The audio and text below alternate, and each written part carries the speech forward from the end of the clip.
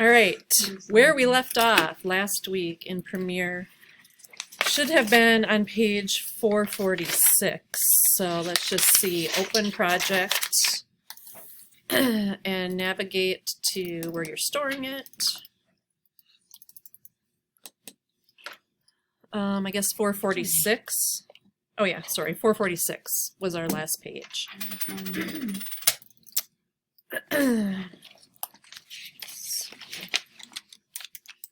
At that point, we had done the posterized time and the Gaussian blur effects on a couple of clips. That's what we ended with last time.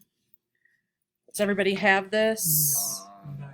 Mine's taking a second. It's just taking time, but you have it somewhere. I think, I don't know, I haven't looked at Okay. my Premiere. It's wherever we saved from last week, so if you were here, we should have it. I was there, just physically. You weren't here? What? No, I was here. I was gonna Just say, not- don't even go Just there. not meant to. Don't go there. I think I've got. Yes. You literally weren't here. I was not. Okay, have you done it up to this point on your own? You have not? Okay. I don't know, it looks the same. Was it edit 02 last week? Or we had, like, Yeah, we're on the edit 02, but we've added some things. I think, I think I've got the right one.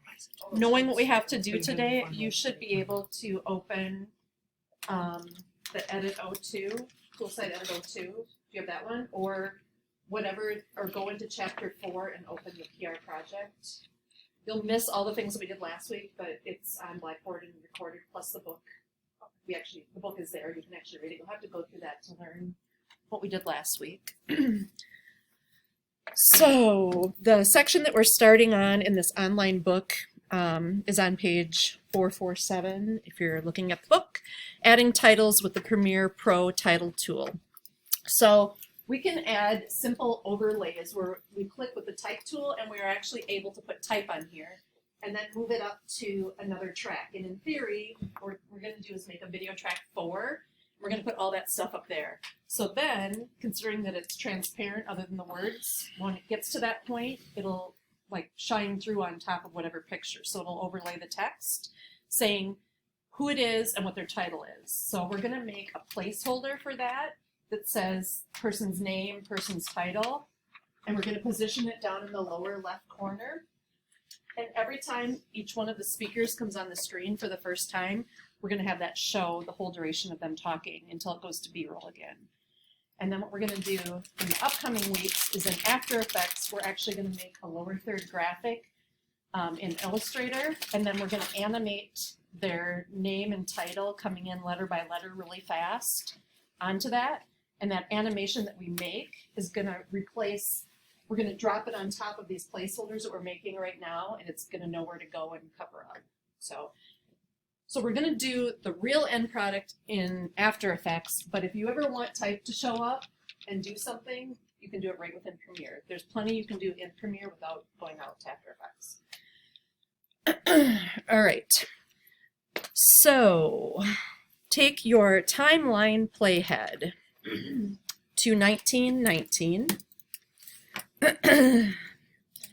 and zoom in. Actually, I'm going to zoom out just to show you the only other clip that's a person is Dude talking at the beginning. And Dude, electron scalar, volume is up. He's so awesome, isn't he, guys? Yeah. So he says, hey, okay.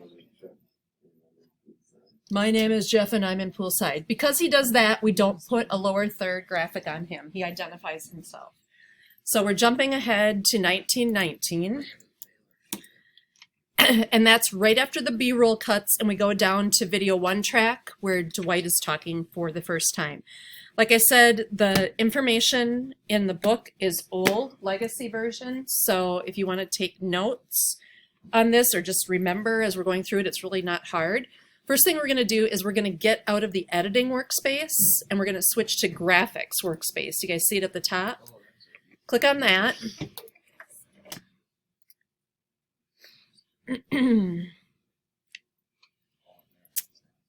And you can always use the type tool in the toolbar and actually make things, but look at what's in our graphics panel once that loads. You guys see all these templates over here? As it loads, start just looking at some of them. Angled coming up next, angled credits, image caption bold, bold credits. So you have all these pre-made options. You guys see the one that looks like when TV used to go off the air, if you have any memory of that? All of this. Yeah, there was a time that TV stopped. They would play the national anthem and then it would just go into black and white snow at midnight back in the 1700s. So underneath that one, you should see one called Basic Lower Third. Do you see that? It's right here. Yep. Basic Lower Third. Okay? Grab that and drag it onto video track 3 where our playhead is located. That put that overlay of whatever it was with generic type right on our screen and in a position that matches whatever they were doing.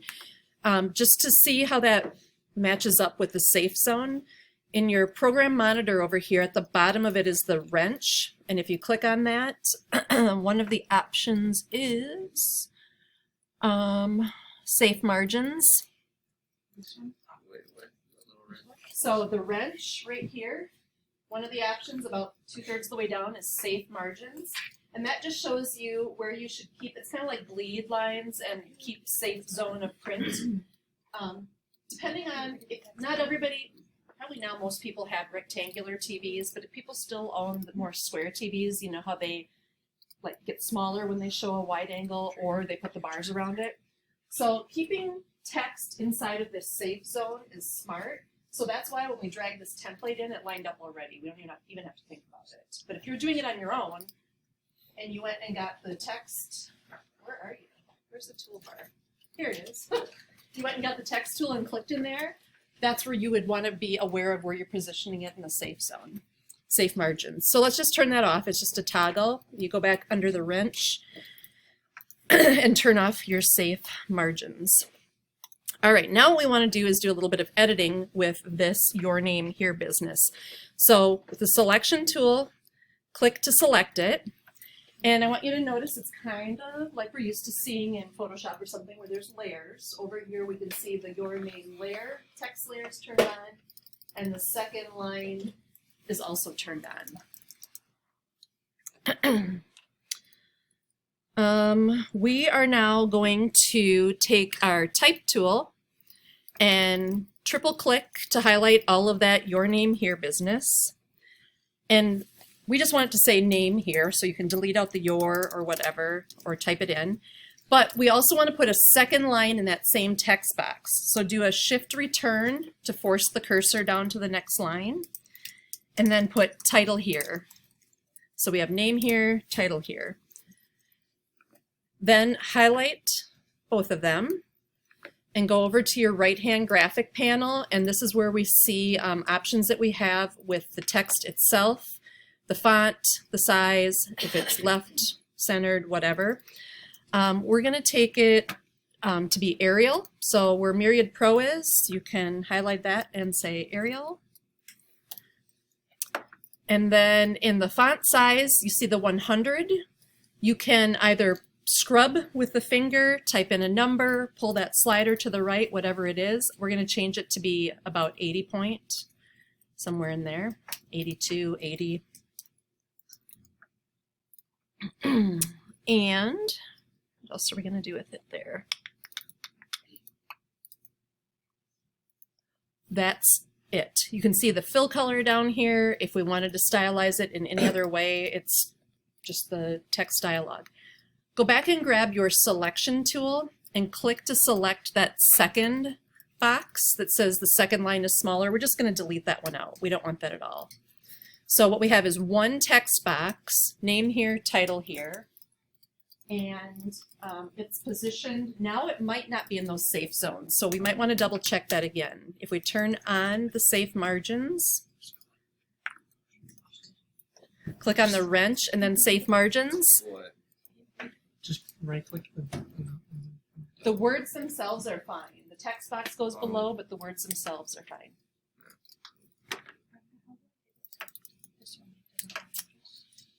Now that we have it how we want it, Arial 80 point, the words are safely within the safe margins. We're going to go back over to the Essential Graphics panel on the right, and about halfway down underneath the alignment it says Master Styles, and right now it says None. We're going to click that down arrow, and we're going to click Create a Master Style. So because we tweaked this and it's our own version, we're going to give it a name of what are we calling it? Lower third graphic, I think, but let me just double check. Yeah. Run this all together as one big thing. Lower, so create master style. Where's that window? There it is. Lower third graphic. I ran it all together and say in this text box that popped up, lower third graphic, and then say okay. Do you see something new in your project panel? Yes. Indeed. You see something that has a new color code to the left of it, has a new icon, and says lower third graphic. That is the graphic that we just made. So that is good that it's there. Now what we want to do is go back to our timeline, and I'm going to make mine taller so we can see more here. And I'm also going to zoom out a smidge. Or a lot. Okay, do you see how in video track 3, where we just put this graphic that we made, later on track 3 we have our red footage, right? So just to keep things simple and clean, let's not intermingle stuff. Let's keep all of our red on track 3, and let's put our graphics on track 4, which doesn't exist yet. We need to make a track 4. So go up to the top to sequence, and then choose at the bottom, add tracks. And don't click right away, because what we want to do is add one video track after video 3, so above it. Audio tracks, we don't want to add any. We're going to say 0 to that one. We don't need audio for. So we're just adding a video track to our sequence. Then we're going to say okay. And now video track 4 has shown up. If you need to zoom out so you can see it, you should be able to see it right now. Now that we have it there, let's move our graphic with the selection tool up onto track 4, just so that all of our graphics we worry about putting on track 4 instead. Okay.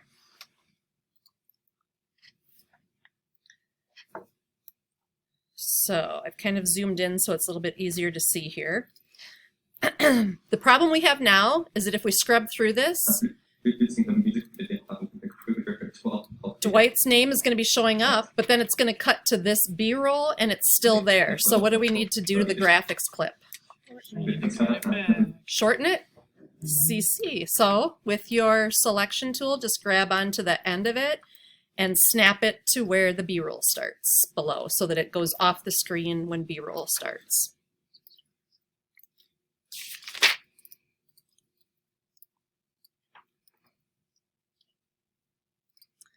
All right, because this is generic and all it says is name here, title here, we're gonna copy that piece on video track 4 and we're gonna paste it in other places on our timeline where we need it. So first thing I want you to do is select the clip on track 4 so that we have it, and then do a Command C to copy it. And then let's take our playhead forward to where Heidi herself hits the screen. So it's right after this B-roll ends. So I have it at like 27:13 is where we see Heidi for the first time. You guys see what I'm doing? And then Command V to paste it there. Whoops. Now I know what I did wrong. Guess what I did wrong? Do you see how it plopped in on video track 1? Yeah. Remember the targeting? We have to change that. So the V1 that's highlighted right here, if I do a paste, it assumes that I want to paste it to whatever's targeted here. So we need to turn that one off and turn on video track 4 for targeting. So click on the blue box on V1 to turn it off, click on the box on V4 to turn it on, and now when we paste, it's going to paste into video track 4.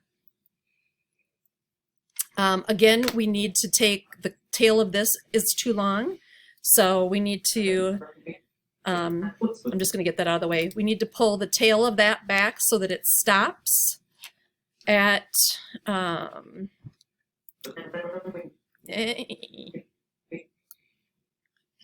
right there, so that it stops when we go back into the B-roll clip at the next frame.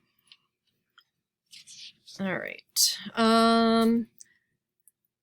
That same information is still copied into the clipboard memory, so let's move our playhead forward.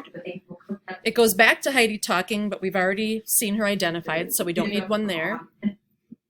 So I'm going to pull it to the right, and at about 43:12 is where the interview with Philip switches to his interview, and that's where we need this overlay to happen again, so we're going to paste it there as well in video track 4. And then this one we actually need to make a bit longer so that it stays on the whole time he's talking.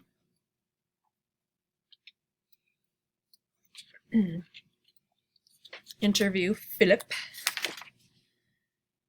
All right, then let's move ahead on our timeline. Still Philip. Then at this point, we get back to Dwight. We've already identified Dwight, correct? He's already talked. So we're going to skip Dwight. And we're going to move ahead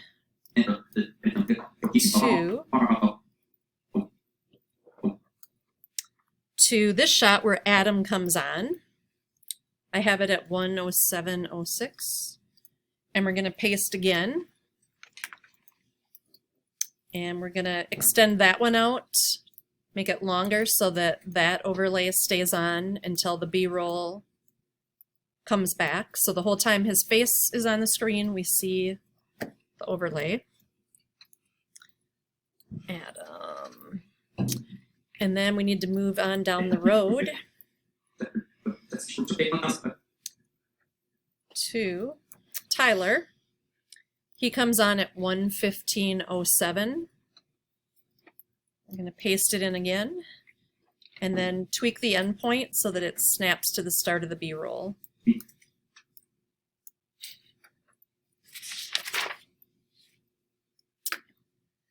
So now each and every time somebody is talking on screen, we should have that overlay happening. So I'll go right here. I'm Dwight, and I'm producing a music video with a crew here at 12 FPS. We're making a music video for a band called Poolside from Los Angeles. They just flew in, and we wanted to sit down with them. We'd never met them before, so we just wanted everyone to kind of be on, you know, the same page as well as far as concept and video goes, as this all happened very last minute. With this particular song, my only kind of Okay, so you get the idea. Every time they talk for the first time in that interview mode, we have the overlay.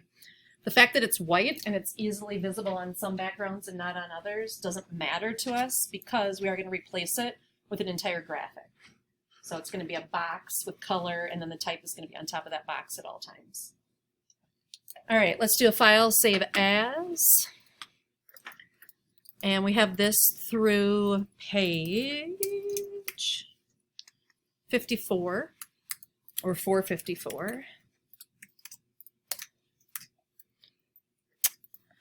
And then if we go back and look at our project bin, we now, if I twirl shut the R3D, we see that we have, I'm going to go up a layer 2 here. We have audio, footage, sequences, and then inside of one of these, where did it just go?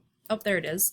The lower third graphic for me happened to pop into the footage bin, and that's not where we want it at all. So what we're going to do is we're going to make a graphics bin, and that's going to be things that we make in Illustrator or After Effects that are actual graphic overlays like logos and lower third graphics. All right. Click on the new bin icon down at the bottom of that panel, and we're going to rename this bin Graphics. and then take the lower third graphic and drag it into the bin. And now everything is nice and clean and perfect. All right, the next section in the book is on closed captions, and I'm skipping that section, but obviously if you're really making videos, producing videos, having closed captions are critical for meeting ADA accessibility requirements for people that have hearing issues. But what other benefit does it have to people that can hear?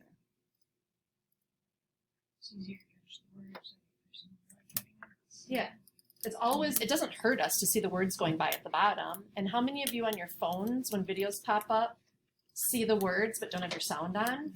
And you probably appreciate that. I do. I end up watching more. If the sound's on, I get mad and go away. But when I just see the closed captions show up at the bottom of those without my sound on, sometimes I get sucked into them and I pay attention.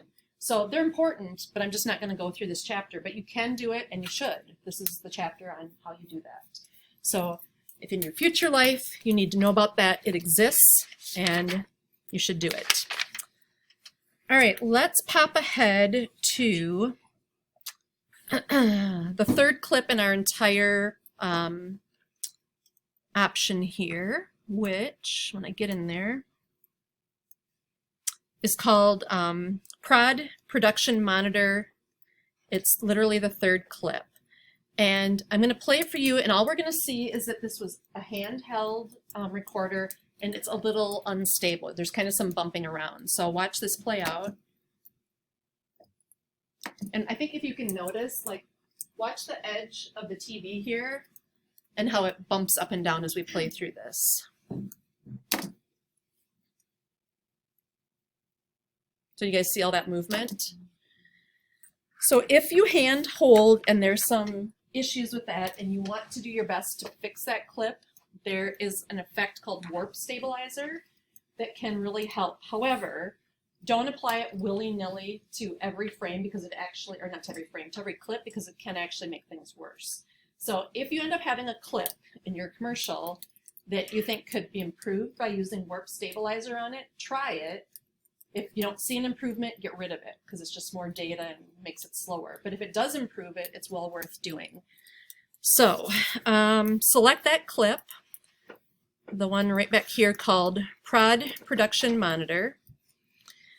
How much of the time go for that? I don't know, 10:22 is the middle of it. It's the third clip in the entire sequence. We need to get to our effects panel. So if you can't see it, like mine, the project panel is a little small down here. So I might have to click on these double arrows to show other things. So here's effects, or the shortcut for it is Shift number 7, not F7 or anything like that, just Shift number 7 will open up your effects panels. And we've done some things in here with our transitions so far, so we've seen a few of these. The warp stabilizer exists in here, and if we don't remember where, we have that search window. So start to type in warp, not ARP, warp. And when you see warp stabilizer, as long as we have our clip selected first and we double click on warp stabilizer, it's going to start applying it. So you see that you get an analyzing background. It's doing stuff up here. And then in a minute, also notice that this is red, which means if you were to play it back, it would render really choppy. It would definitely have problems with it. Stabilizing, done. So now, let's see if I improved it or play your own. If I watch the edge of that, see how we are panning, but we're not like panning up and down. We're like on a dolly and it actually looks smooth and good. So that is the warp stabilizer. And if we go back to that clip and have that clip selected, whenever we want to know if there's an effect applied to a clip or if we want to tweak it, the effect controls panel, which is up at the top in the source family, that shows us everything going on with this clip. And if we go down towards the bottom, it's twirled open, but we will see that the effects of warp stabilizer are in fact applied. The smoothness is at 50%. Like, here's all the things that you could tweak. I'm just letting it be, running it as is, but we do know that it's applied. To get it to come off of there, you could highlight it here and delete it out. That's where we see our effects. Okay? All right. All right, the last thing. So at this point, believe it or not, we pretty much have this done in Premiere. We've got our music in. It's not perfect yet. Things are too loud, too soft. We haven't color corrected all that stuff, but our basic timeline, how things go in and out, V-clips come in, where our overlays come in, all that's good. So at this point, when you actually want to make all of these yellow and red lines turn green so that it's fully rendered out and it will play perfectly, you have to render your project. And this is the thing that will take minutes to go get a cup of coffee and come back, depending on how big your project is, quite literally. The rendering is slow. That's why we don't do it very often. So, green bar, let me go back to my timeline and zoom out. So if I look at my timeline, I have tons of yellow, which means caution. When I get right here, I have red, meaning this is definitely not going to play back well. I have some gaps. Looks like I have an actual gap in here. And I have no green. This is not going to perfectly play back. It needs to be rendered. So sometimes a good practice thing is to set, instead of rendering out your whole 3-minute video, would be go into your timeline and set an in point at the start and an out point 10 seconds later and just render that to make sure everything's working, to test the rendering process. That's a quick way of doing it to make sure things are going to work, testing a small part. So in the timeline, push the true backslash, the one up above your return button, and that shows you your whole timeline. So you can see the whole thing.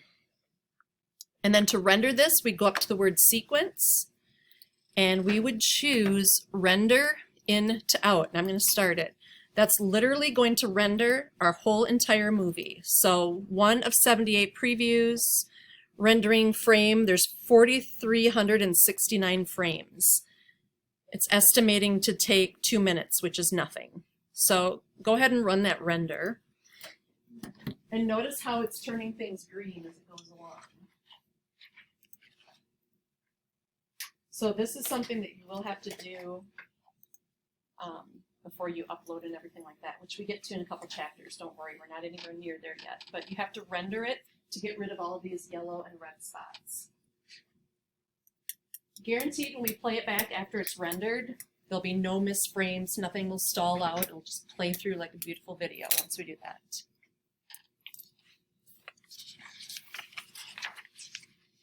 I remember this taking like 20 minutes when I first started using this book on our older Macs. Like we would all take our break and go for a walk while things rendered. So it's a good thought. 50 seconds remaining. Got 10. Do you have 10 minutes? It was at 15. It See? came down. Huh. Better 9 minutes.